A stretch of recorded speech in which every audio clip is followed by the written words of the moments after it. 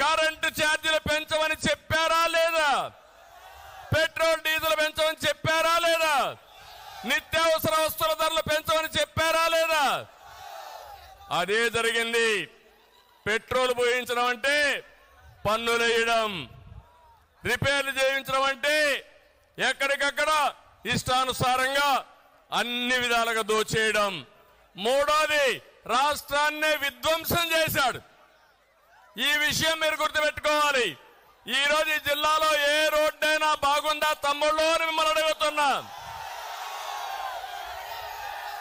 ఏ కాలువైనా పూడికి తీశారా అని మిమ్మల్ని అడుగుతున్నా.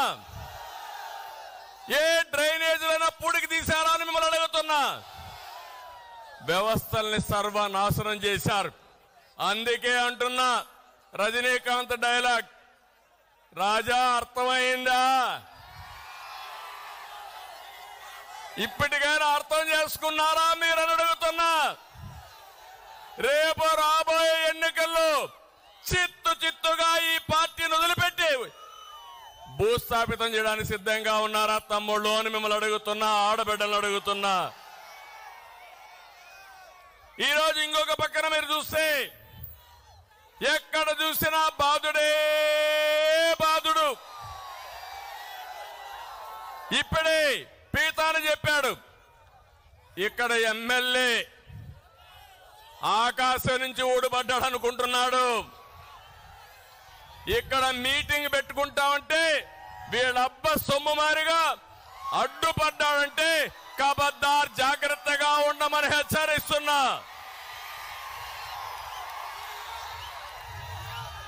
నువ్వు విజిలెన్స్ పంపిస్తావా?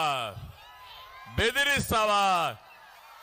రేపు నువ్వు ఏ విధంగా, ఒకవేళ నేనే అనుకోనుంటే ఈ జిల్లాలో నువ్వు వ్యాపారాలు చేసేవాడివా అని అడుగుతున్నా నేను. తమ్ముళ్ళు, ఇంకో పక్క ఈ జిల్లా వెస్ట్ గోదావరి జిల్లా అక్వా రంగం, పెద్ద ఎత్తున అక్వా రంగం ఉంది. జగన్ పరిపాలనలో మొత్తం రంగమే కుదేలైపోయింది. ఒక్కసారి 5 ఏళ్లకు మనకు జ్ఞాపకం చేసుకోండి. ఆ రోజు నేను ముఖ్యమంత్రిగా ఉన్నప్పుడు అక్వా రంగానికి పెద్దపీట వేశాను. రాయలసీమలో హార్టికల్చర్ కి పెద్దపీట వేశాను. ఆదాయం రావాలని కోరుకున్నాను. పెద్ద ఎత్తున అక్వా రంగాన్ని అభివృద్ధి చేసిన పార్టీ ప్రభుత్వం తెలుగుదేశం అని చెప్పి నేను మీకు తెలియజేస్తున్నా. ఈ రోజు మీరు చూడండి, అప్పుడు 2 లక్షల ఎకరాలు సాగు పెంచాం. ఈరోజు ఏం జరిగింది?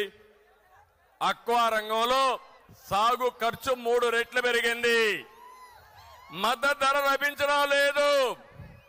ఫీడ్ గాని, మందులు గాని, కరెంటు బిల్లులు గాని, సెస్ గాని పెంచి అక్వా రంగాన్ని చంపేశాడు ఈ ముఖ్యమంత్రి.